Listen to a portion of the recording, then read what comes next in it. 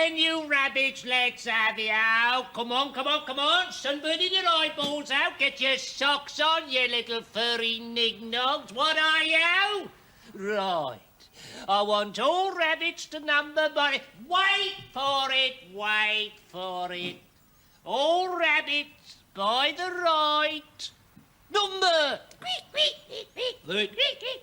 All rabbits what have volunteered for special duties down at the incinerator. One step forward. Touch. Still playing soldiers? Oh, the indispensable Mrs. Twinham. What? Indispensable. Push off, Cullen. Just the sight of you gives me a sick headache. May I see your identity? Have you gone balmy? Have you got your pass on you? Well, it's the porter's work to rule, isn't it? I mean, you must have a bit of paper about it kicking around here somewhere. We're working to rule until the case goes to arbitration or until the management accede to our just demands. Clear off.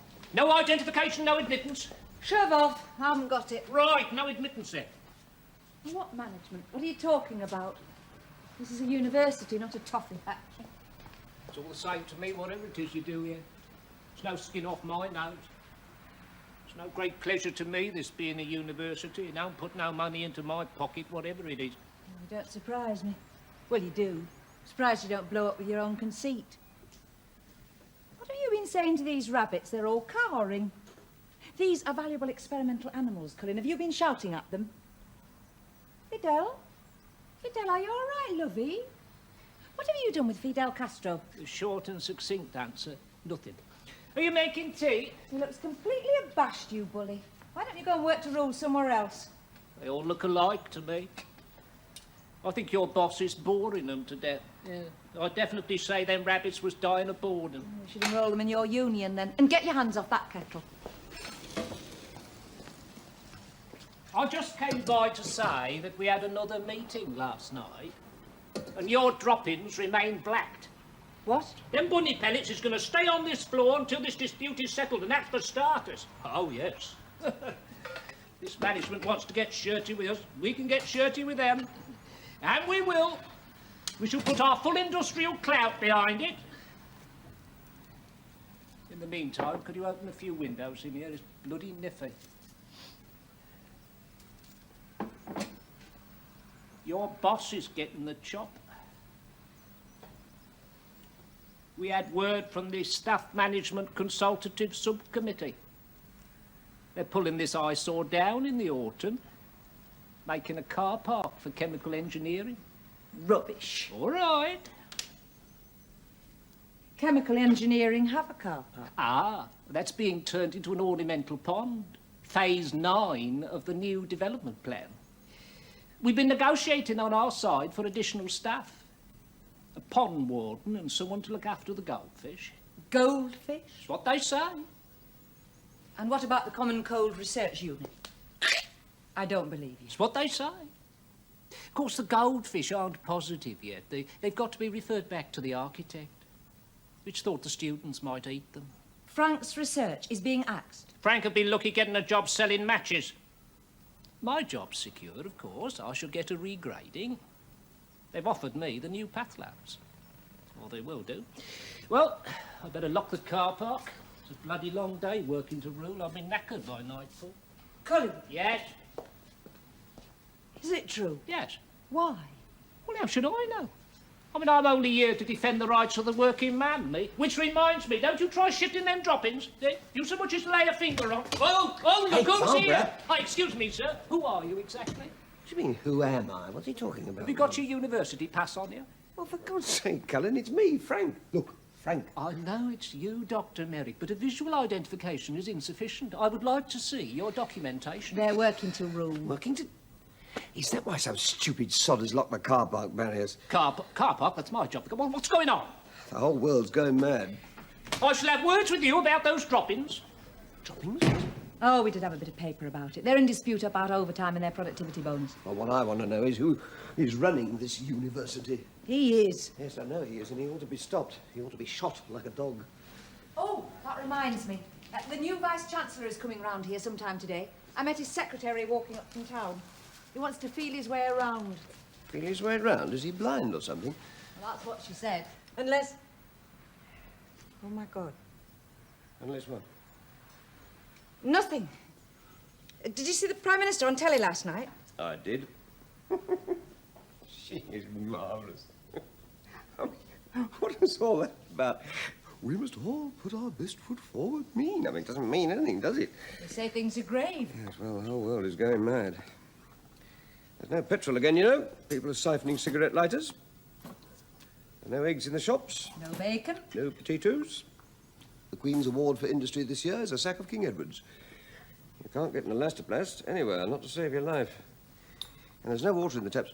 Yeah, is there any water here? Oh, we're all right here. Oh, thank God, because I haven't shaved. There's no loop paper. No drawing pins. No puncture repair outfits. No bicycle change. I had to get the bike out, you know, again this morning to come here because, as I say, there was no petrol. There's no saddle on the bike either, but that's another matter. What I want to know, Barbara, is what is happening to this country.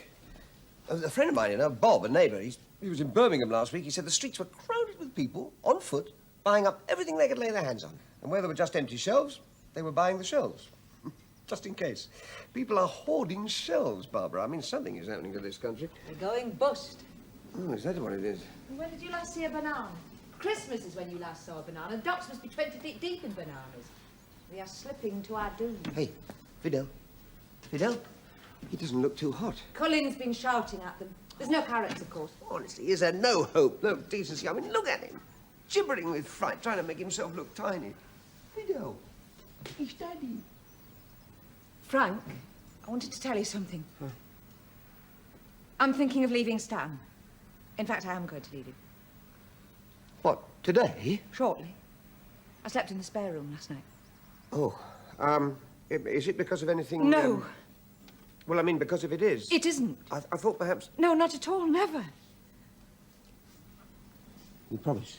Promise. Oh, God. Oh, my God. There is no God. Has he hit you?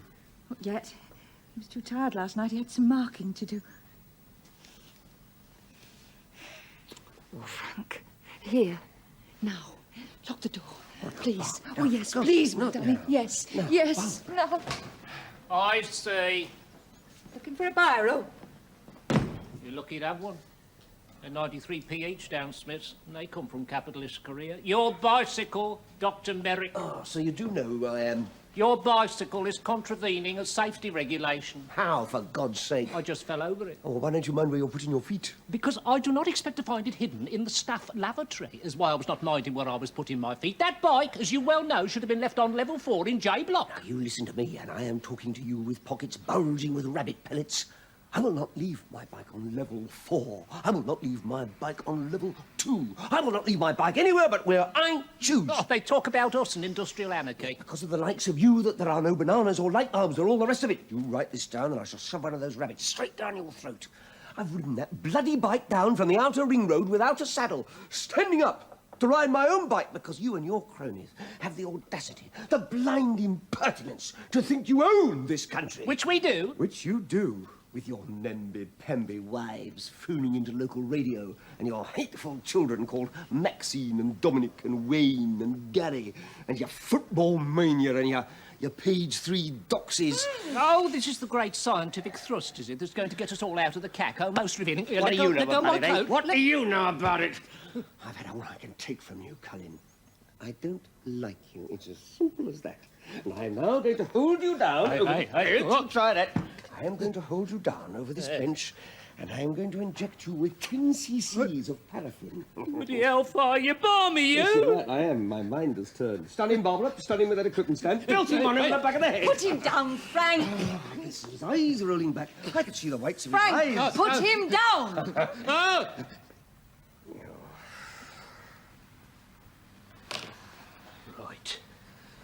Right, OK.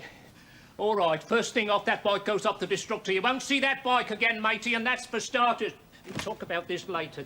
You put your nose in here again and I shall amputate. I'm warning you.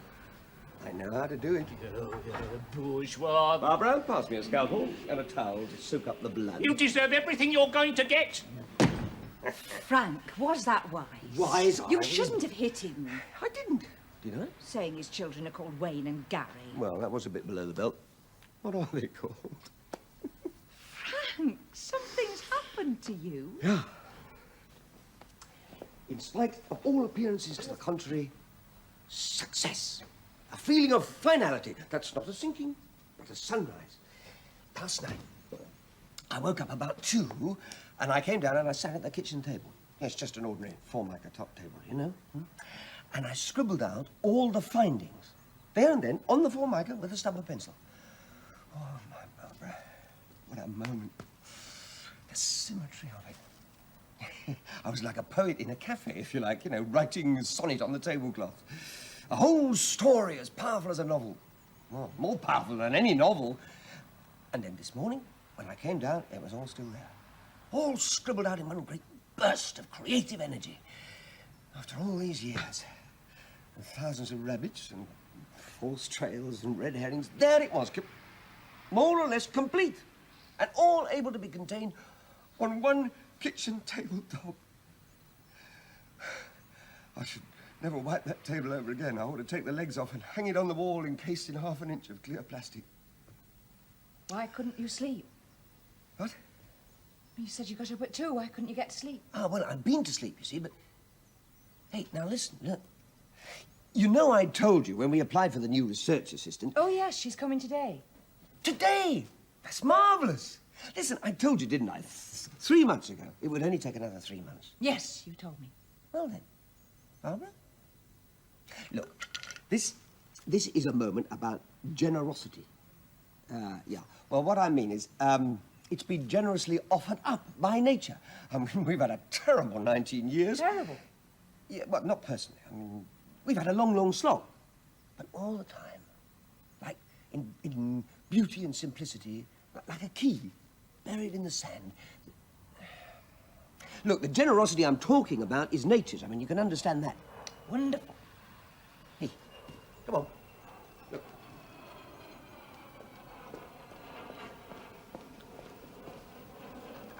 What's this?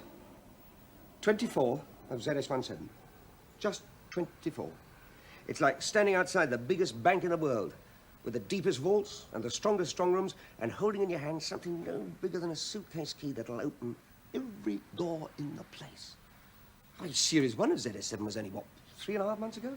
And all the time it's getting simpler and simpler, and it's more and more benign. Barbara? Look, it wasn't that I couldn't sleep. I woke as if summoned. Lucky you. Is the kettle hot? We could have some coffee, and then you can tell me about Stan. Doesn't matter. Yes, it does. Come on, tell me. If I say anything at all, I'll deflate you. Well, of course you will. God. It's me, isn't it? It's me who holds you back. I'm not being held back. I'm not even quite certain I'm going to be deflated, am I? You deserve more from a woman. Barbara. Just go on believing in yourself. You couldn't make me sound slightly more probable when you say something like that. Don't ask me anything about Stan. Just don't get involved in the whole sordid business. Any more than you are already. What? Any more than you are already. Dream your dreams. I'm not actually dreaming dreams. I mean, what are you talking about? Are you talking about the kitchen table? You know, the poet writing the sonnet on the tablecloth? Because that's what it was like. Oh, come on, Barbara, don't blow all that away. Well, just be thankful you're not married to him. I am. Well, naturally I am. Has he said anything about me? I mean, have you told him anything about me? Oh, my poor lovey. Oh, have you? Here, take your coffee. Don't think it's because of you. It happened in any case. It's been happening in a way for a long time. When a marriage goes, it just slips away. I haven't thought about love for a long time. Until recently. Oh, Barbara. You know I'm wedded, more or less, to my work. I mean, you know that about me. I mean, I told you about that ages ago, didn't I? Yes. Well, Besides, I'm 39. yeah. What the dickens has that got to do with it? I looked at myself in the mirror this morning. The bathroom mirror, it's full length. And I cried, Frank. Oh, my God. Should never have stopped playing badminton.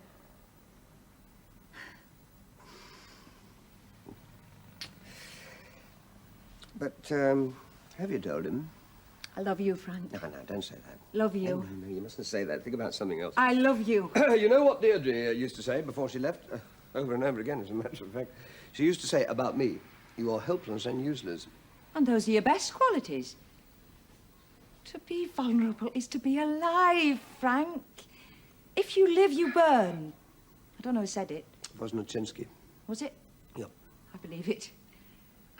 I'm not afraid of it any longer. Afraid of what? Of being hurt. I've learned that from you. Oh, God almighty. Look, I haven't got the education, I know that. I'm only a technician. I haven't got your brain. To have devoted half your life to the common code. Well, yes. Look.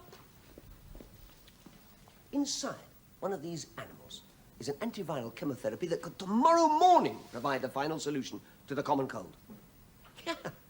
I mean, after all these years and having the university pulled down and rebuilt round our ears, from this crammy room could flow the solution to a condition that's costing hundreds of millions of pounds and Deutschmarks and Cruzeros and I don't know what every year.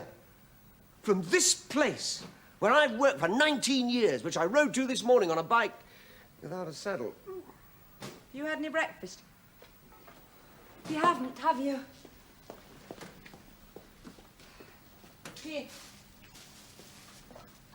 Eat these. What's this? Barbara, this is your lunch. Marmite and celery sandwiches. There's a lot of celery in the shops, Frank. More or less all there is. Celery mountain, it said on the news. We're having to take French and Italian celery from the EEC. Oh, Barbara, well, I sometimes wonder where all this is going to end. Supposing... Frank, have you ever thought about getting out? I was thinking, once the research is finished, and it is very close to being complete, isn't it? Once we don't have a job to do here, I mean... Frank, you are nearly finished, aren't you? Well, you better ask Fidel that. It's his lymph. Isn't it, Fidel? Fidel Castro, Rabbit. This is your lymph. And do you remember this voice? That's right, Nobel Prize winner. Flown from 8,000 miles away. All the way from La Paz, Bolivia, Dr. Frank Merrick. What is it? Frank, there's something I've got to tell you. No, don't flinch. I'm not going to trap you. Never tried to trap you. No, please don't say anything. Let me speak. This isn't anything to do with it, but I wrote to my sister about you. About us. I know she's a hairdresser, but I had to tell someone. Their living in Australia was a help, I suppose. But in that letter, I said I thought you were the finest man on earth. And I meant it. It was just after Deirdre left you and I came round on your birthday. Oh, yeah, to help me look for the tortoise. Darling, please. Wait. I told Betty you were the sun that warmed me. Never had sex with anyone but Stan, and we lay on the bed in your spare room. I was astonished. You were afraid of me. I needed you so much, and I wanted to sink into you like a stone sinking into a lake. And we were naked together. And there was the sound of a lawnmower outside. We lay there until dark. I remember. Oh, Frank, I love you. Don't be afraid of me. Look, Barbara, the work is our romance. No! Look, it has to be. Because, look, it's the only thing that dignifies me. Can't you understand? Something's happened. No. I don't mean me, but if something went wrong with the work... Look, I came to this place because when I was 11, there was a bastard of a schoolteacher who taught us chemistry. Well, he's dead now. He's been dead 20 more years. But he used to say, every time he let us loose on so much as a test tube of sodium chloride, he used to say, watch, observe. He used to say, science is observation. You may see something never before seen in nature. That was the year they exploded the atom bomb in New Mexico. I don't know whether you ought to leave your husband or not. I hadn't asked your opinion. I don't know what anybody ought to do. I mean, You're right. I am a child. It's all the fault of that grammar school. Look, being 11 was the most serious thing that ever happened to me, Barbara.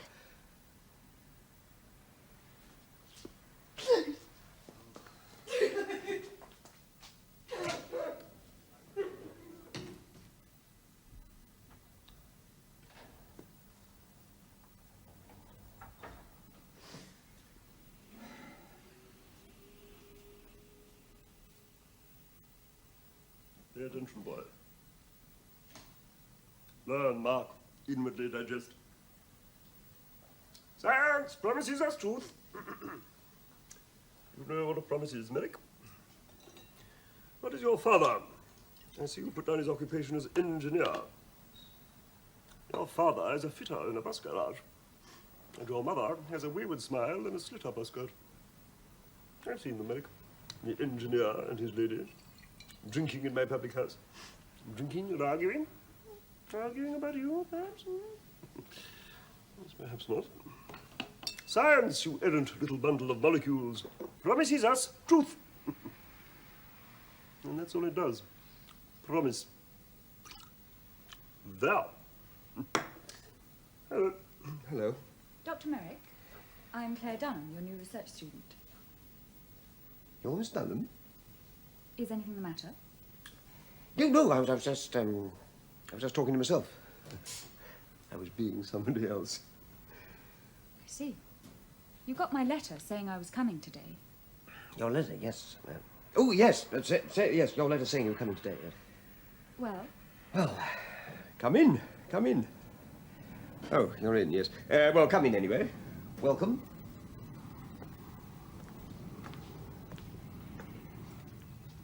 you are Dr. Merrick. Frank.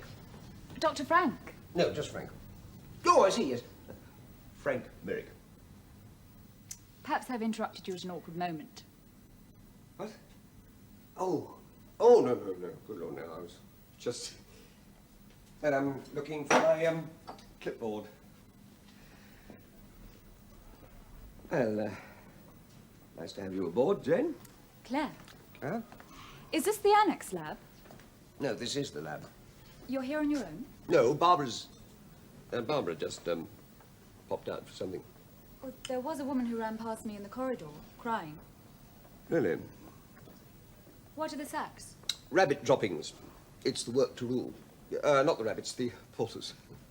Don't you weigh them? Oh, no, we just bung them straight in. There's tons of stuff all over the place. Sit down.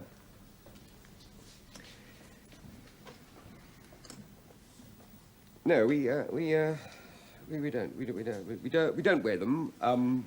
We conducted an experiment in water loss a little while ago, and we know where we stand on that. And since the porters have refused to clear the pellets, Barbara and I have been taking a few every evening and scattering them in the car park. They did it during the war, you know, with the, With the sand from the tunnels. Yes, right. I saw the film. Ah, yeah, and The Treasure of the Sierra Madre, and Pal Joey. Oh, and of course a few of the art films, like Closely Observed Trains. What ought I to know, Dr. Merrick? Frank, did you read the stuff I sent you? Yes, of course. And your own experiments with the Baxter in Cambridge on endogenous interferon. Yes. What about him? I think he's wrong. Yes, he is. And he knows he is. How did you get on with him?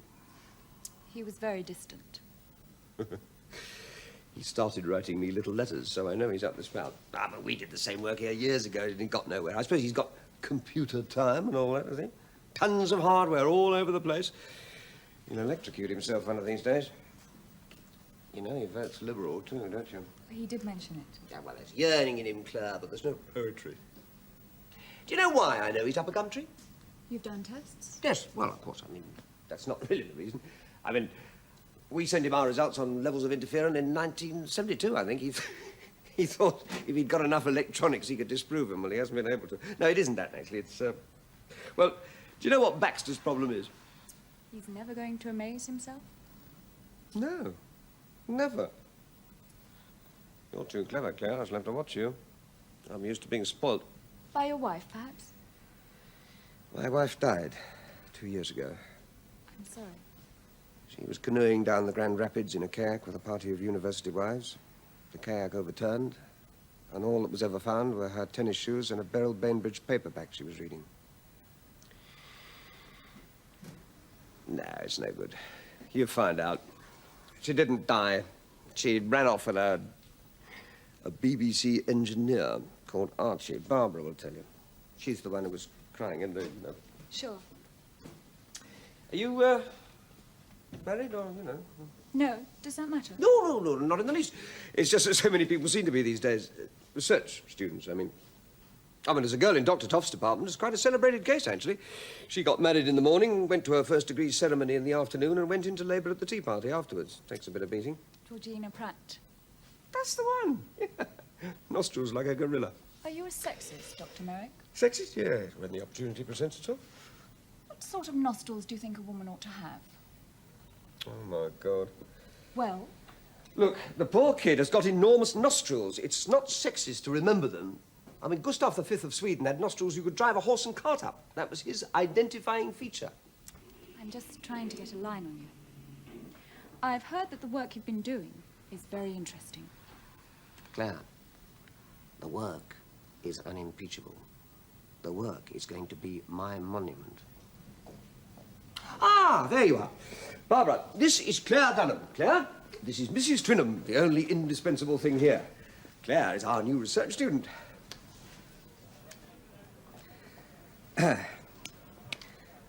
Well, Claire, what do you know about the common cold? Oh, I've read your stuff on endogenously stimulated interferons. There are one or two questions I have about the methodology, perhaps more since seeing where you work. You include the findings of the Mexico City group, but you don't seem to give them high values. Much of your work is still based on Hickling. Dennis Hickling published from this lab. He was prof here. Well, Halberstam and Koenig practically wiped him out in the stuff they did at Berkeley in '72. I take it you want this bench. Okay, Yeah, fine. but that's your bench. It doesn't matter. Yes, it does. It doesn't matter. I can fit in anywhere. I'm sure you can. Are we going to do anything about these sacks, Frank? Why don't you get them removed by the porters? Because the porters have blacked them. Well, couldn't you sweet talk them? Oh, my God, brilliant. Barbara, sweet talk the porters. I didn't want to tell you this, but I'm going to. This house is being pulled down in the autumn. The unit is being disbanded. What? It's true, Frank. Well, who says so? Cullen. Who's Cullen? It's true. If Cullen says it's true, it's true. Close the unit? Pull the house down. Yes, but why? To make a goldfish pond and a car park. A go. Now, listen, has this come from the Senate? Cullen's had it through the union. Oh, well, I don't believe him. I mean, they can't close us down. I mean, I don't believe it. They don't know how close we are. They can't. They're going to. There's a man outside already measuring things with a theodolite. Right, OK, we'll see about this. Excuse me. Oh, Frank, for God's sake, don't do anything impetuous. You tell me that I'm going to lose my research after 19 years. 19 years? And you tell me not to do anything so impetuous? You... Look, where is this Cullen, eh? Where is he? You get on that phone and you get that Cullen here. You should have told me, Barbara. You really should have told me. Suffering Jesus, what are they trying to do to You're me? getting excited. Yes, I am. Yes, I am. If you want to put it in those pale move terms, I am excited. I'm going to go out there and I'm going to kill somebody. You get me an interview with a vice-chancellor. The vice-chancellor is coming round here. Good, right. Get some acid ready. Fill a bath with acid. Don't move, I'll be back. And I'll tell you another thing. They're going to pull this house down with me inside it. Do you understand that, Barbara? Yes, Frank. Claire, do you understand that? With you inside it. Right. I understand.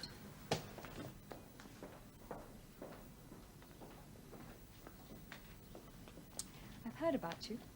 Have you? About how you've kept him going. Helped him perhaps more than he realises. He thinks he can stop the waves coming in like Canute. Should have seen all this coming. Are you sleeping with him? That's cool. That's very cool. Is that what people are saying? Are you? You'd better have my microscope. It's just come back from realignment.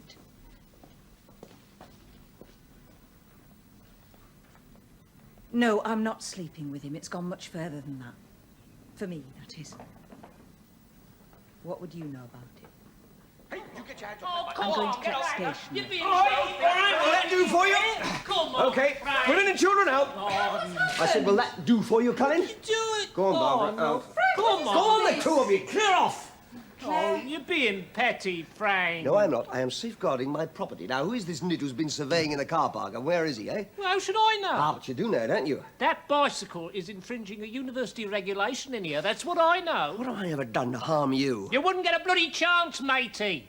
You wouldn't get one single chance. Now, look, I didn't write the new development plan now, did I, eh? Come on, give me back them wheels. Hey, Come you on. get your hands off that Oh, bike. come Go on, get Frank. off. You're being No, stupid, that's Frank. right. Go on. Well, what are you Get doing off. with it? I'll show you what I'm doing with it. There. Right. Well, you can't put it... Okay, yep.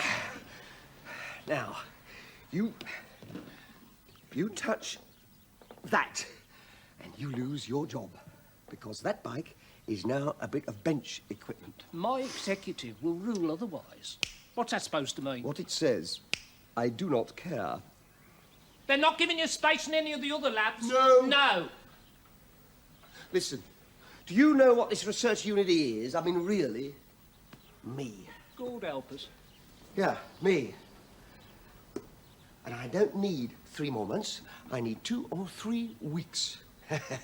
And then you can do what you like. You and your executive and your consultative subcommittee and a band of open, a lot of you. Because it's up here. You don't believe me, do you? In 4 or 5 months, or less, I shall have completed the tests, I will have isolated the drug that's going to do the trick, and I shall be in clover. And then you can have the bike and the rabbits. I don't believe you. It rankles, doesn't it, Colin?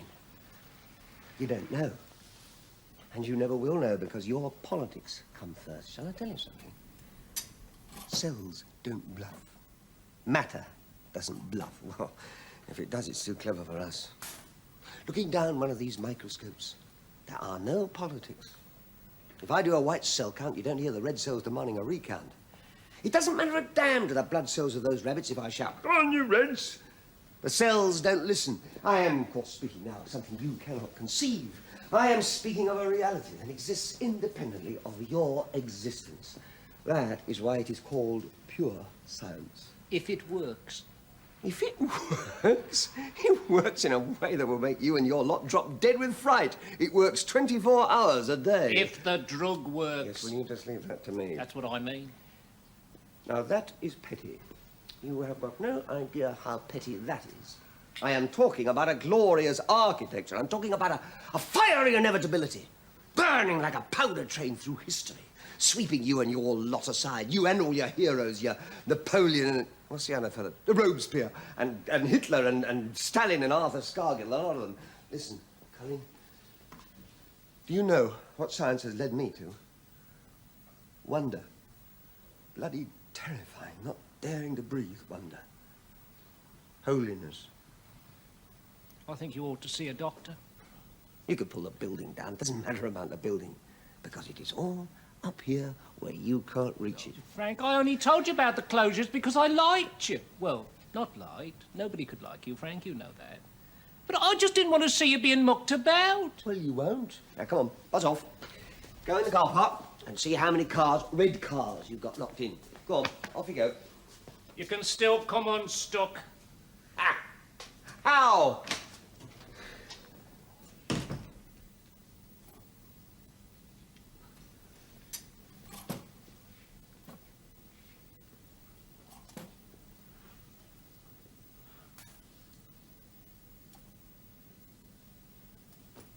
How?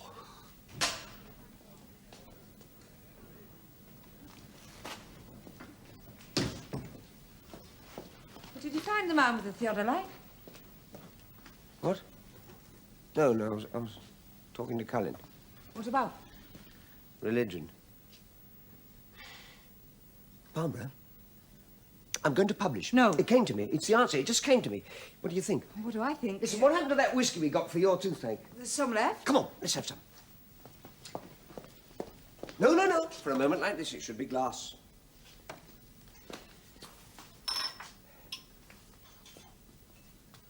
You don't look too happy. I am, Frank, I'm but going to ring Hickling. I'm going to give old Dennis a bell. He and I can do it together. you mustn't be panicked into announcing anything too soon. Am I acting panicked? No. It's all right, Barbara. Don't worry. I'm confident. Fidel Castro cannot lie. Can you, old-timer? See him shake his head. Ah, they threw away the mould when they made that one. He should have a statue. God, you're panicking me. No, I'm not. 19 years, Barbara. For the sake of another 6 months. I don't have another 6 months. Oh, Frank. 19 years. 19 years. Oh, I've been too timid. Come on, let's ring Hickley. What's the time? Well, we'll ring him this afternoon. We could go down there this weekend, see him. Just bowl up and beard him on the lawn. Dennis, old man, we've done it. We've got it. After all these years, we never thought we would, but we have. And in your lifetime, too. I mean, think what that'd mean to him. You keep telling people he's a vegetable. Well, maybe this will crack it for him, too. I mean, think of the scene, Barbara. Professor Ickling doesn't understand you, Dr. Merrick. And then the old boy rises up out of his deck chair like a bloody cinema organ. Yes, Evans, shut up. I've been waiting for this moment. Well done, Frank, lad. I knew you could do it. Oh, don't ring anyone. Don't say anything. You haven't said anything to Cullen, have you, about publishing? It's certain. It's like a light being switched on at dusk. It's that certain. The world's first non-specific benzimidazole compound with no side effects and covering the entire spectrum of common cold viruses. 19 years, eh? Come on. Frank, don't drink any more. Now, come on, here. Wait and see what the Vice-Chancellor says. Ask him about the closure. Vice-Chancellor.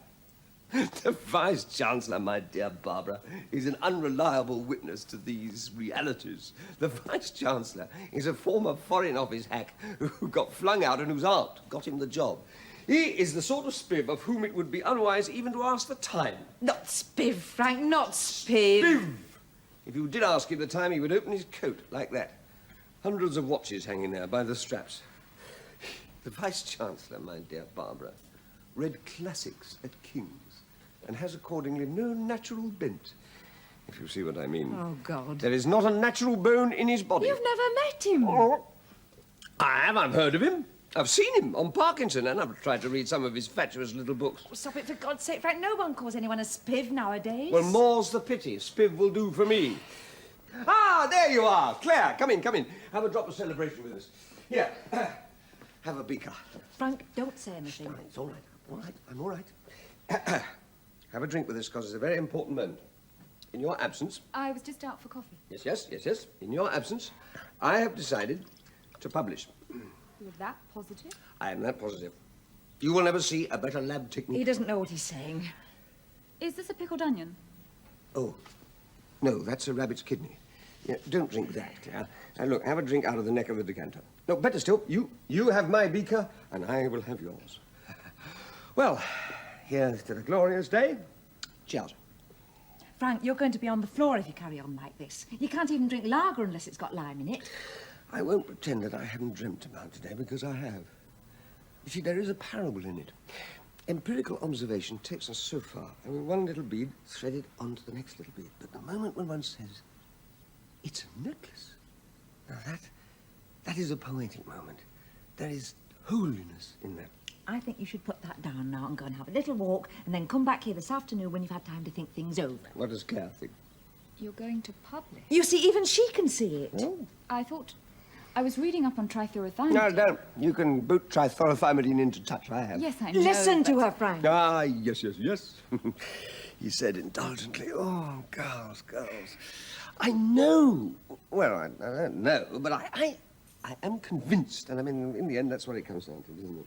I mean, in the end, we are all touch players. You're popping the buttons on Claire's blouse. Yes, you can safely boot trithioethymidine over the stand, I have. I mean, Barbara's being mean. I deserve this one day. I mean, she deserves a day like this. I'm not a clown, Claire. The work is there. I mean, it may be old-fashioned, I don't know, couldn't care less. But it's neat and it hangs together. It's well documented, it's logical, and what is more, it is the outcome of total personal conviction. Like poetry. Frank, the last time you drank in here at lunchtime, you slept with your head in the wastepaper basket. Yes, I know. But you see, what I'm talking about is touch. You see, feel is what I'm talking about, feel. I am going to lunch. Oh, look, we are standing at the crossroads of history. You are making a spectacle of yourself. Oh, no, I'm happy. That's what's confusing you, Barbara. Barbara! You've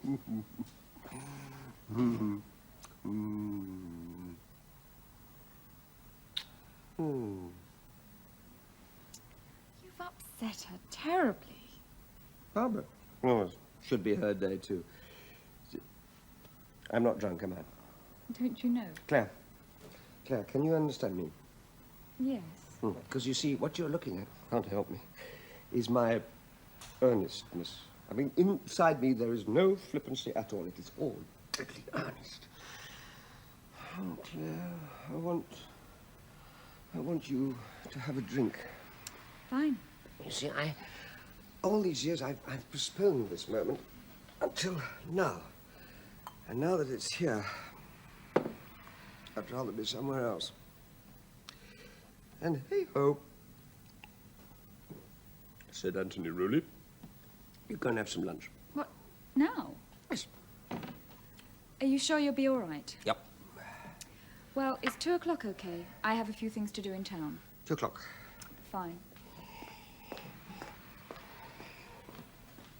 The man who discovered the vital chemotherapy, which we today take so much for granted, tells a touching tale of the day his patient researches triumphed. Towards lunchtime on the day in question, he rose from his chair. Well, heaving a single sigh of relief and pleasure, he lay down upon the floor of his laboratory, replete in the knowledge that he had the blessing of mankind. Frank, get up! The Vice-Chancellor's outside. He's coming across here. Get darling, up, Frank! Darling, you can safely put the trifluorothymidine where the monk put his nuts. Come on, Frank. Stop that. Oh, preliminary findings. Cut that out. Oh, Lost Horizons. That was a good film. That film was the one with Ronald. Come on, Frank. You can do it. Come on. Put your mind to it. Right. Ah, here we are. Good morning. Now, which of you is Dr. Merrick?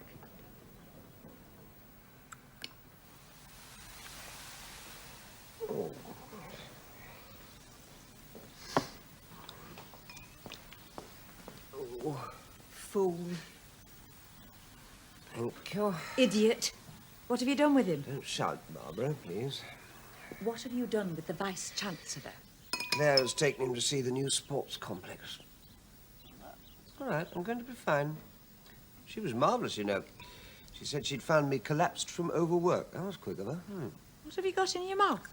A greyish mint with fluff on it from my back trouser pocket. Oh, Frank, I told you not to drink. Saying that now does not make me feel any better, Barbara. But don't worry, everything is going to be all right. I've got my Alka-Seltzer. You've drunk your shaving water, haven't you? You swallowed all that soap and little hairs. That's what you've done. You are not calming me down, Barbara. You're trying to help, I know you are, but you're not actually settling me. Ooh, that's inner cleanliness gone mad. And you need to wipe round with flash down there. The Queen could eat her dinner off my stomach lining. If she wanted to. Well, of course, if she wanted to, I would never insist on a thing like that. Frank, can you be adult for a moment? Oh, now look what you've done. You've cut yourself. Yes. You can't be left alone for a moment. If I were left alone for a moment. The whites of your eyes look like urine samples. It really is very good of you to keep building me up like this, but I'd rather you didn't. Eyeballs swimming in rabbit urine. I take it you're angry. Yes, I am. I'm disappointed in you, Frank. What, because the whites of my eyes are a nasty colour? Now, you listen to this. I had to tell him that I had been up all night here in the lab working. And there's another thing. I said I had a wound from Korea, an old leg wound that explained why I staggered a bit. He believed you? Completely and absolutely. Possibly. I said I was in the glorious Gloucesters. Well, I could have been, couldn't I? Why are you so afraid of him? I don't know what gives you that idea, Barbara, but I'm not afraid of him. I am completely and absolutely in command of the situation.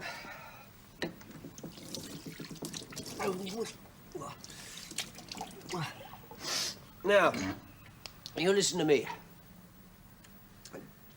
Don't you let me down now. You and I, and only you and I, since that little creep Sandra left, have pushed this research to a conclusion. To a conclusion. I mean, the world's full of commas and dashes and dots, but we have added one of the rare full stops. You and I and Fidel there. I mean, we are now, well, shortly, in a position to say, that is that. Full stop. Now, that's Tellingham, Barbara. And in that, there is wonder and elegance and, hard though it may be to believe, dignity, great dignity for both of us. I don't care tuppence. I do. Do, for God's sake. improve the shining hour with your loyal support. The world can spend the rest of its life blowing its nose into a sodden hanky for all I care, Frank. I'm not hearing that. You're not saying it. Look, I know it's important for you to have dignity, the sort of dignity you're talking about, but look at me, Frank. I want you to see me. I want you to think about me. Well, don't I? I mean, are you saying I don't? I left school at 16. I worked in a shoe shop. I went to evening classes at the Tech and got my A-levels that way. Dennis Hickling gave me a job here. When I was 22, I met Stan. When he was 23, I married him. We had a furnished flat to begin with, then an unfurnished one, then a house with a mortgage, then a motorcycle combination, then a Morris Minor, then fitted carpets and central heating. But no children. Barbara, this isn't the moment. I see my parents every Sunday at tea time, and they look at me, and they're proud. They see a woman they can be proud of, with money and a house worth 4 times as much as theirs, and a car outside in the street that's less than a year old. They see a whole series of full stops. Yeah, but they don't see this, do they? And this is what I'm talking about. My mother says, you've done well for yourself, Barbara. Your dad and I are proud of you. She says that, the exact same words, every Sunday. You should see her hands trying to open a tin of Australian peaches and hear her say those words, Frank. If you want your precious dignity knocked sideways out of you, you should talk to my father. You know what his favourite is. Ask no questions, hear no lies. Yeah, but he's wrong, isn't he? He might be. He might be wrong. Look, I know it's an important day for you, and all I'm asking is that you turn it round and see all of it. All I'm asking is that you don't flinch when I say I love you, because I love you. But not now. I mean, not today. All right. Then don't do or say anything today. Fend him off. Just don't say something you'll be sorry for. No, I can't promise that. I mean, I couldn't promise anybody that. You could promise me. You could listen to a woman and learn strength from her. Oh, I know I'm only the lab technician. I haven't got your wide view of the research, but I have something else. I'm a woman. Oh, I'm not talking about patience. I loathe my mother for her patience, but there's something there in me that knows. Just because.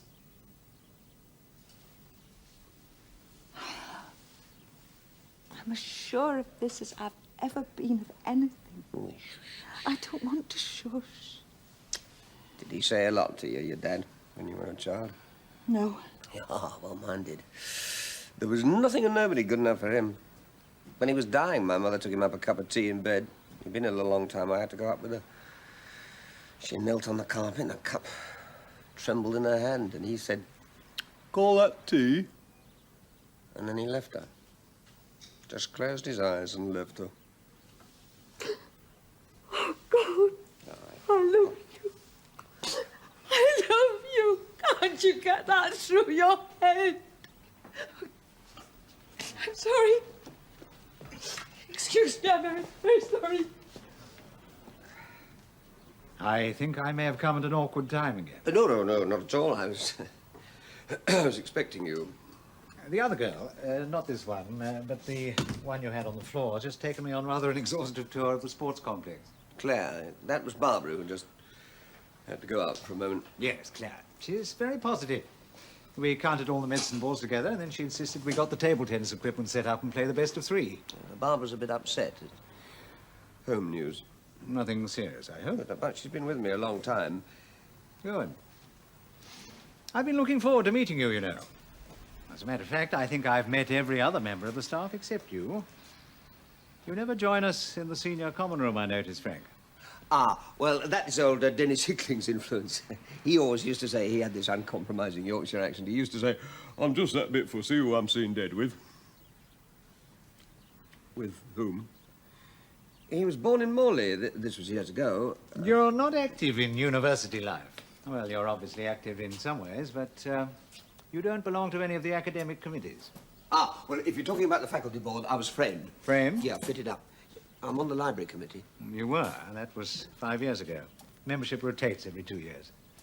I see. I'm a librarian has changed twice since you were co-opted. You remember old Mr. Thorogood?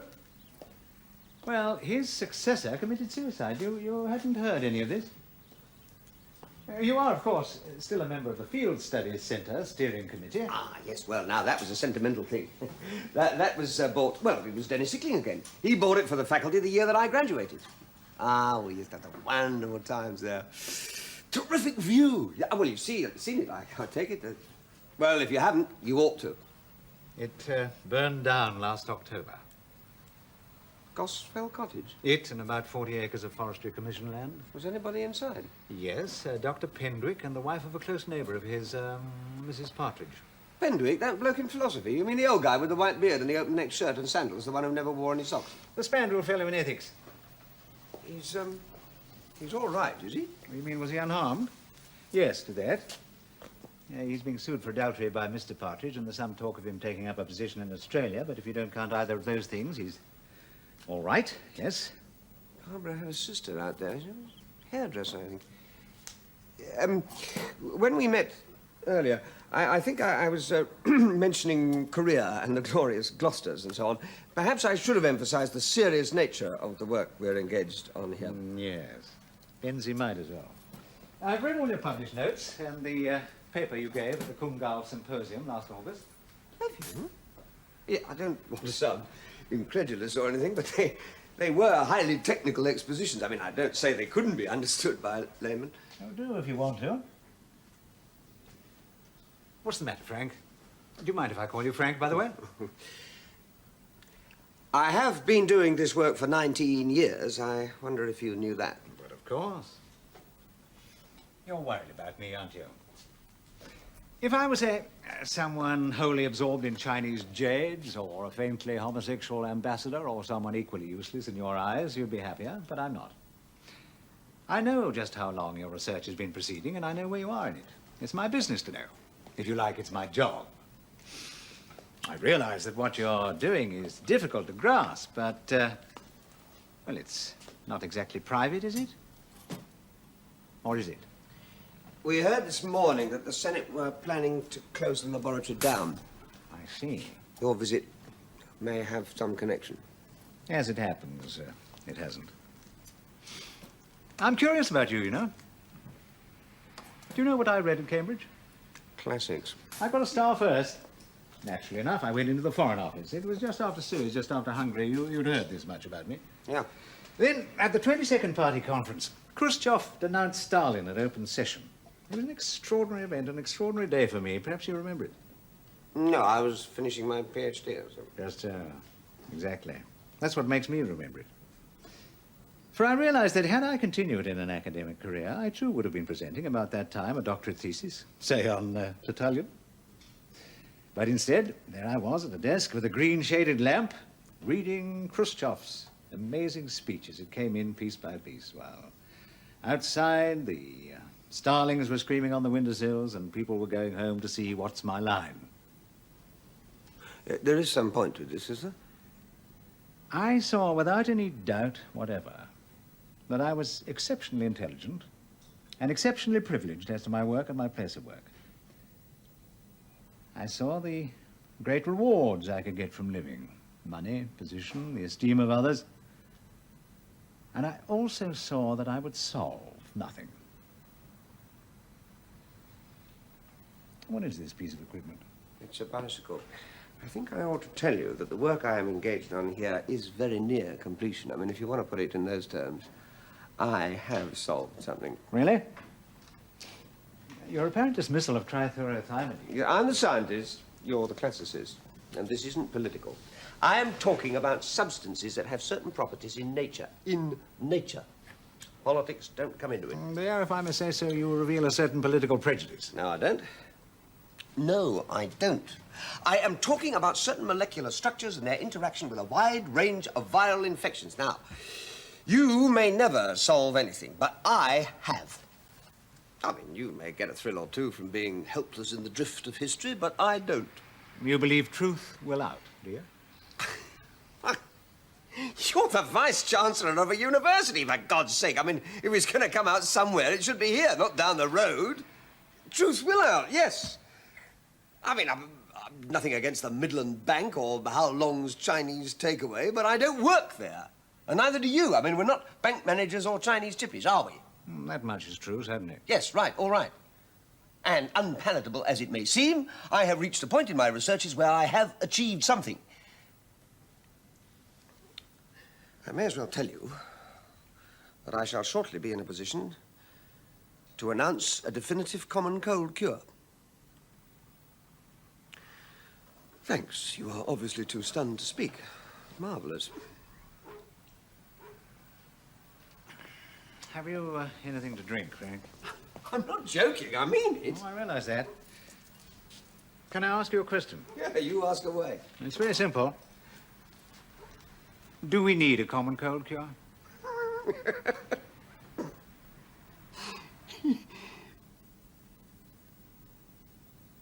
What? Do we need one? You're serious? Well, you've been working on it all these years. You must have asked yourself that. I would have thought. This is the politics, is it? I just asked a serious question, a fundamental question, surely.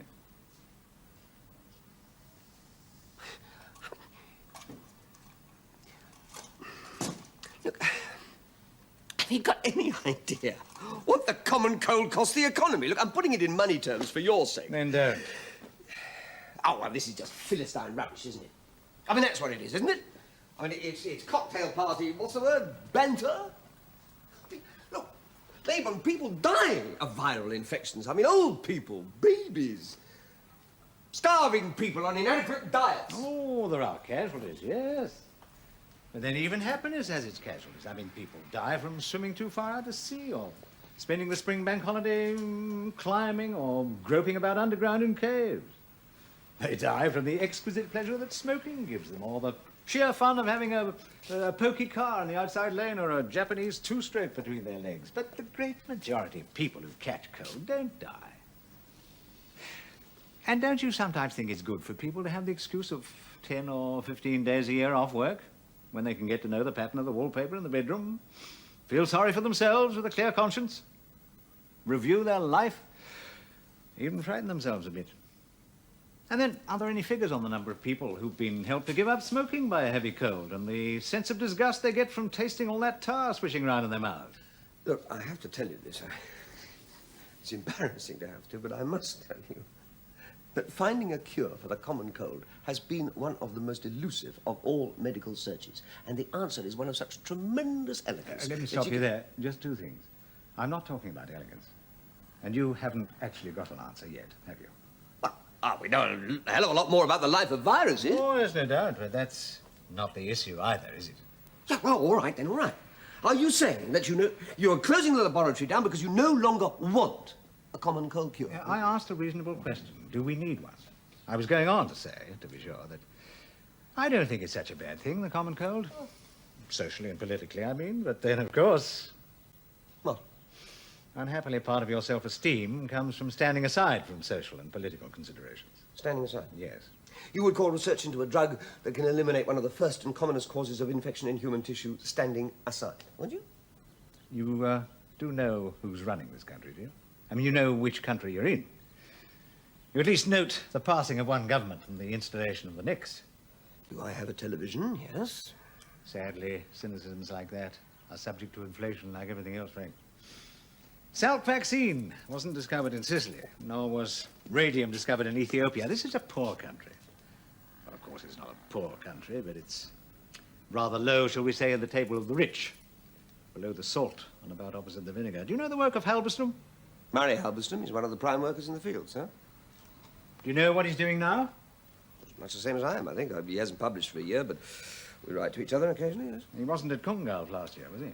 Oh, what is all this thing? Well, he's not in California any longer either. He's out in the Nevada desert behind 3 rows of barbed wire and guarded by an infantry battalion. Well, he's still researching viral infection, of course. Of course he is. But with more money and facilities than either of us could dream possible. And you want to know why? Because Halberstam has given up common cold research and switched to investigating the viral theory of schizophrenia. It's not new. He has the biggest single budget of any researcher into viruses anywhere in the world. And if you think he's been guarded by so many soldiers to cure schizophrenics, think again, Frank. And that is the way you would like to wear the world, is it? You're not the President of the United States, Laban, and this is not Nevada, and I don't give a toss for Halberstam and his view of science. Not science. Politics. Look, try and get this through your skull, will you? I mean, it is quite simple. Very simple. What has been happening in this laboratory is a piece of pure research, which has led, or almost led, to a pure result, untouched by whether it's a good thing socially or politically or any other damn value. It is the thing itself. Inside one of these animals, and it's this one actually, Fidel. Come on, Fidel, smile for the man. Is a chemotherapy that can resist any infection you care to bung up its nose. Now then. Untested by pharmacological trial. Yeah, well, of course I can't test it exhaustively if you're going to close the lab down, can I? No, Frank, you can't. No, give me 6 months. Well, all right, a year. Give me one more grant. I'll give you my interim findings. You can have them refereed. I have done that. What? Your researches have been examined by Koenig in Australia, Batty and Fredericks in Canada, and Marino. None of them give it a chance. Oh, well, of course, you're really out of your depth now, aren't you? you don't know what you're talking about. Marino, I mean, he couldn't zip up his flies without a computer readout to help him. In every case, they've tried what you're trying, and it doesn't work. This bunny says it does. Well, I'm sorry. Well, don't be sorry. Don't be saying something as wet and useless as sorry. I am telling you. What? You can't cut me off. Not now. You really do think that priority is decided in a highly abstract mathematical way, don't you? Everything that's happening to you, the shortages, the strikes, the fact that half this university is talking about the revolution as though it's the next Robert De Niro movie, all these things are just happening to you, and you haven't, by omission or commission, caused them. That's what you like to think. Oh, Raymond, I am just a scientist, employed into research into the nature of things. No, if you really want the truth, you're just a set of figures on a budget. Or, as we must all learn to put it now, a shopping list. And there's no reason why you should go top of the list. In fact, there are plenty of reasons why you should be scratched altogether. And I'll be frank with you. Getting rid of you would be immensely popular at a personal level. The mood's against you. We don't need clowns. Oh, I'm not saying that that's my particular opinion of you. I'm just describing the new mood, the prevailing wisdom. And when the Senate comes to review matters, I think you'll find the members in a mood to end your specific area of research in this university. I can't speak for them, but that's my best advice. You despise me. Utterly. You shouldn't. Truth of the kind you're talking about is beautiful and necessary, but in some situations lies are more beautiful and, of course, 10 times more necessary. The people of this country would prefer to catch cold and have a reduction of personal income tax as their chief medicine. And that's a lie. Yes, from one point of view. I'm very sorry, Frank, really. I must go. That's what happened. My mother bore me in incredible pain, as she was never tired of telling us. And she and my old man went without to see me through grammar school, as though if they hadn't, they'd have had a house with a swimming pool. And they both lay awake all night, worrying that I was going to bring shame and debt on them at the university. She scared silly I was going to buy more than 1 box of matches a week, and he rigid with fear that I was going to start wearing suede shoes and women's underwear. And after all that, here I am. A cut in public spending. Oh, you wanted a drink? No. Well, it really doesn't.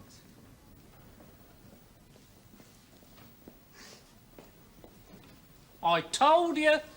I tried to warn you. Ah, come in. Come here, come on. Have a drink. He doesn't frighten me. Come on, have a scotch. Oh, tar. Hey, you're not going to do anything silly, are you? Huh? No, it's all right, it's scotch. It just looks like, you know. Right. Cheers. Cheers. Don't drink that. But I thought you said it was all... Wrong bottle.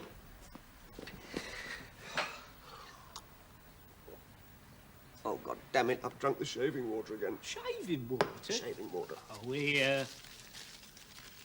What's that? Sweeties. Go on, take one. What did Laybourne say? Well, he said... Well, I don't know what he said. Are you going to fight him? Well, how can I fight him? You can't. Well, I can't say I'm sorry. You surprise me. You're just one of the casualties of capitalism, aren't you? No, I'm not. Now, well, you wouldn't think you were, of course. Doubtless you've already erected some monument of moral obligation or the like. Well, there's no such thing as moral obligation, mate. Yes, and that more or less is my principal complaint against life. What are you doing with those labels? Paragraph 2.7 of the Manual of Applied Procedures. Obsolete bench equipment. This bike's going up the destructor. Well, how am I going to get home? Oh, come on, Colin. I don't need you to kick me in the ribs when I'm down. I haven't forgotten your crack about my wife bringing into local radio.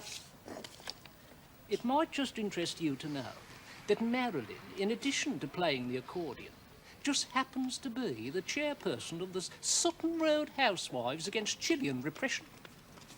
Now, you listen to me, Frank. You're in a mess, mate. I'm not your brother. Ergo, I'm not your keeper. But you're definitely, take it from me, up the creek without a paddle. Now, that's not a comprehensive analysis on account of I haven't got time. But you're definitely up to there in it. Take those labels off that bike, Colin. Paragraph 2.7 of the MAP, subsection C. No one shall remove a label from any article labelled under A or B above, except such persons as shall be from time to time appended to paragraph 3.5. See note 7, page 19 of the manual. Sorry. Hey, here. You pull another stroke like that, I'll have this entire university out by nightfall. I'm leaving, Colin. I've just been across to the registrar's office to hand in my resignation. Hey, wait a minute. You put that bike through the destructor, and I will have my stand come up here and break both your legs with an arm bar. See what you've done now? Oh, me? Look, I've logged this in the TDP book. I can't alter it now. I'll lose me grading. Stan is on the National Committee of the Conservative PE Teachers Association, and I don't need to tell you how many members they have or what they feel about union extremism. This is all your fault.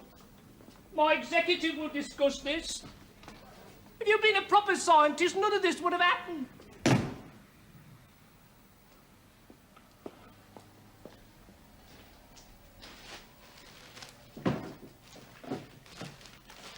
You'll need to buy tea bags in a few days. And sugar. Tea bags and sugar. I'll try and remember. Do. Do try to remember. Do you want to know when you last bought a packet of tea bags? I wrote it down on the phone book. Oh, come on, Barbara, let's quarrel. You're not really leaving. You can't leave. Smudgy won't let you. Not you smudgy me. Here it is. November the 11th. Remembrance Day, Barbara. Remembrance Day, 1977.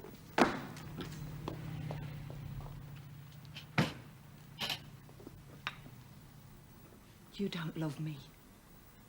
I've been walking round and round like a mad thing all afternoon, and I can see it now. You don't know what love is. Not even enough to say, look, I bought you a packet of tea bags. Just once, since 1977. Barbara, my mind is not on tea bags.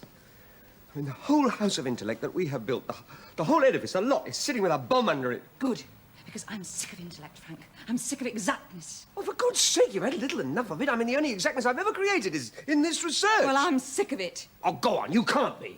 I'm leaving, Frank. I'm leaving this afternoon, and I shan't be back. But why now? Why today? I have listened to your fear of me for so long, it's become boring.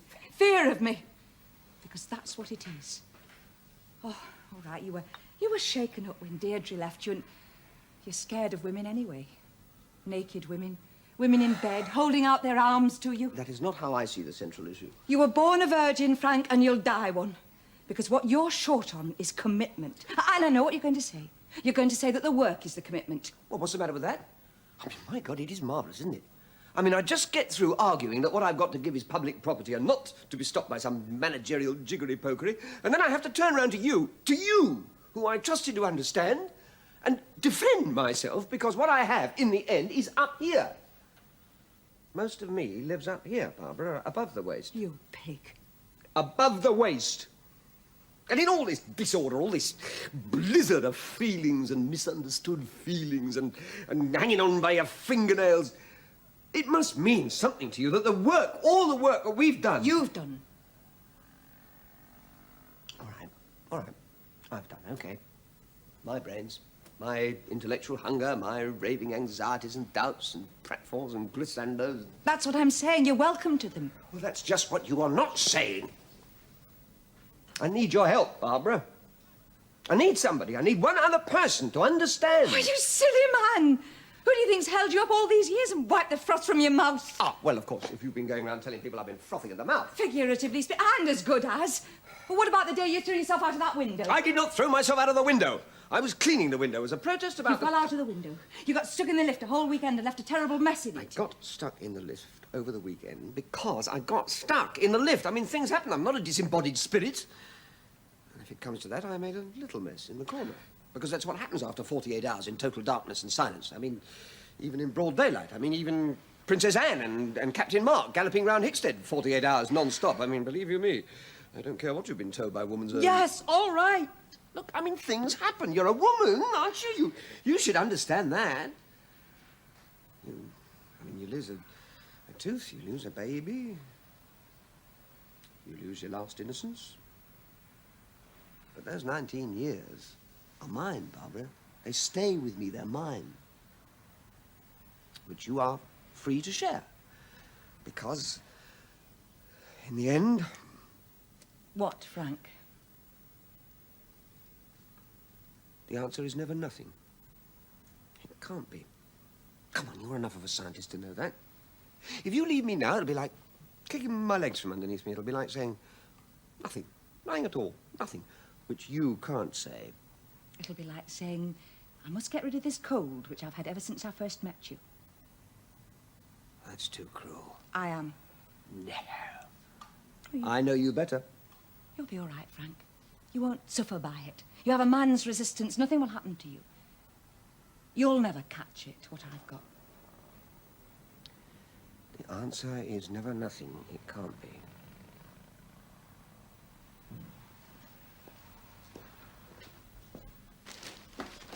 You're forgetting things that I remember. Who lay in bed with you on cup final day and joined up all the moles in your back with a belt-tipped pen? Who taught you to look for fossils? Who rang you every night from Sweden? Goodbye, Frank.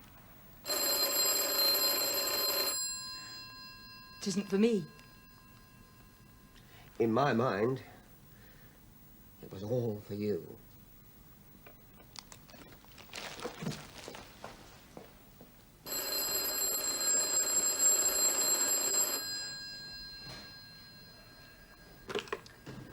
Yes. Yeah, all right, put him through. What's happened? It's all right. Yes, this is Frank Merrick. Yes. Yes, I see. No, it's very kind of you. Oh, yeah, I see. Yes, I would, please. Okay, I'll hang on. What is it? Yes. Tuesday, 11:30. Yes. No, I'll find it. Yeah, well, thank you very much.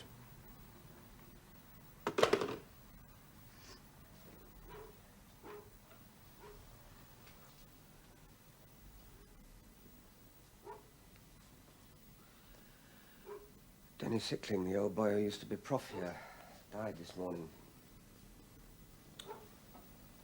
He was out in the garden yesterday, caught a chill. He was very old, so they didn't think it worthwhile putting him in intensive care. I'm sorry. See, probably what happened was this. He was sitting out there, watching the sun on the water and thinking... Oh, God knows what he was thinking. And then a virus, just an ordinary, simple, commonplace virus, entered his nasal passages, multiplied, moved down his respiratory tract, swarmed. There was a brief tussle with what was left of his endogenous interferon. And then the virus switched the light off. Funeral's on Tuesday. He was very old, wasn't he? Yes, he was. He was very old. He was also very funny. And he was very tall and he had very big feet. I suppose he must have had a locker to put all the fruit Grapes that I never sent him. And in the locker there must have been a drawer for his spectacle case and his packet of tree balls. And in the drawer he must have had my name and telephone number, and that's how they got in touch with me. Well. What else has happened? I don't know. Well, what can I do? Don't know that either. Well, what has happened is that the research is being axed. When the house comes down and the roof falls in, the sky comes in with it. They've had my findings refereed, and nobody thinks I have it. Consequently... Do you think you have something? I think what I've got's worth more than a kick in the teeth, yeah. Of course it is. What will you do? Will you take your research to a pharmaceutical? It's the obvious next step, isn't it? Next step. Well, isn't that how it'll work out? This could be the best thing that ever happened to you. You'd get a very good contract with any drug firm in the world, I would have thought. You and Dennis are the two calmest people I've ever met. He was so even-tempered it was funny. That's what made him quiet in people's eyes. Well, in my eyes, actually. What will you do, Frank? I apologise for kissing you just now. That was just me trying to, communicate restlessness. Well, something like that. Barbara's left, by the way. Are you sure? Yes, I am sure. That leaves you a bit in the shit, doesn't it? What? Well, doesn't it? That is your comprehensive analysis, is it? That is a committed point of view? I don't have a commitment. Well, have one. Fake one. It's very little to do with me. Yes, but you care, don't you, about the loss of a valuable and original piece of research? I mean, you care a bit, somewhat, a little, about the loss of knowledge? I thought you were talking about Barbara. Well, I am talking about Barbara. And Dennis. And viruses. And the smell of burning there is in the world. Well, I've said you're in the shit, haven't I? What else can I say? This isn't happening. I'm not hearing it. It's not my fault, is it? Well, does it have to be your fault? You're a great white hope, Claire. Do you know that? Did you get a first? At the University of wherever it was? Yeah. And? And what? I got a first. I came here. I started a day. It isn't 5 yet, and I'm out of a job. That's how it strikes you? Well, what do you want me to say? What can I do about Frank? Yes. I can't do that. I'm interested. Wonderful. It's clear something big has happened. Ah, that much is clear, is it? But not much else. Well, I am a badly aspected Taurus, if that's of any help. It isn't my battle. And those are the ugliest words you could have found. Go home now, Claire. Be here for 10 tomorrow.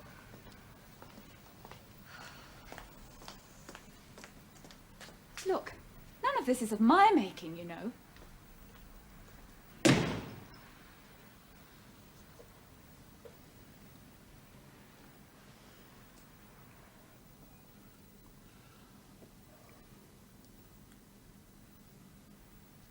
Dennis has died. Caught a cold and died.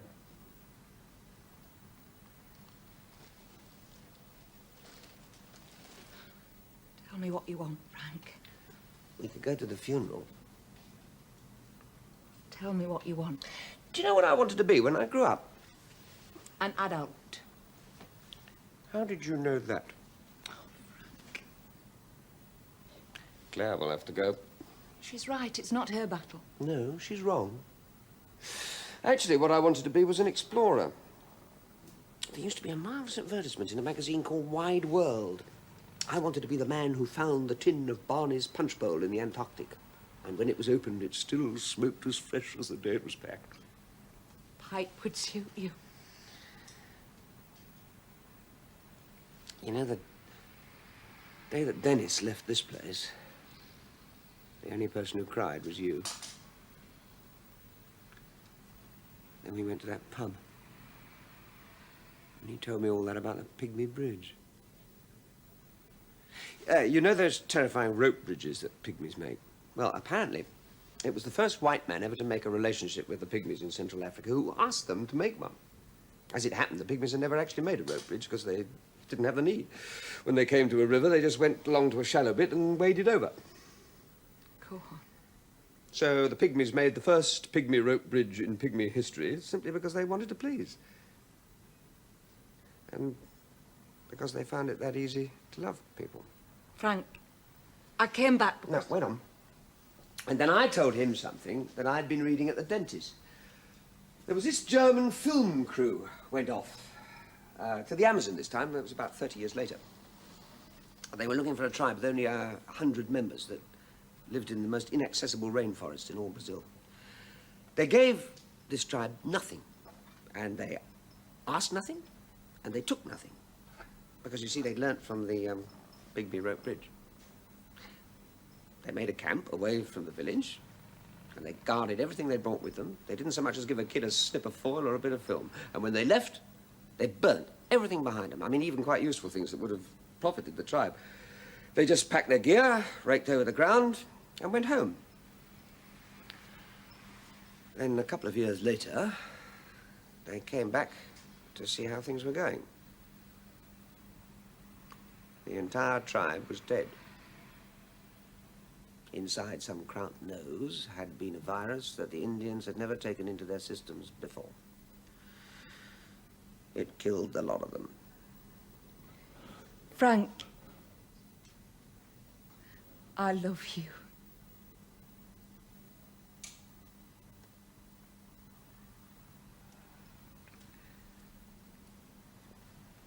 Do you know what Dennis used to say?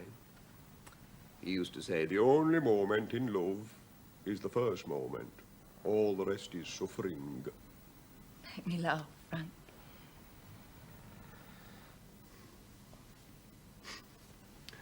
On my way out of the pub, I went for a pee, and I managed to catch the end of it in the zip. You're not a full stop. I won't let you be a full stop. The publican's wife was a midwife, and she cut me loose in the flat, in the living room. Well, Dennis will tell you.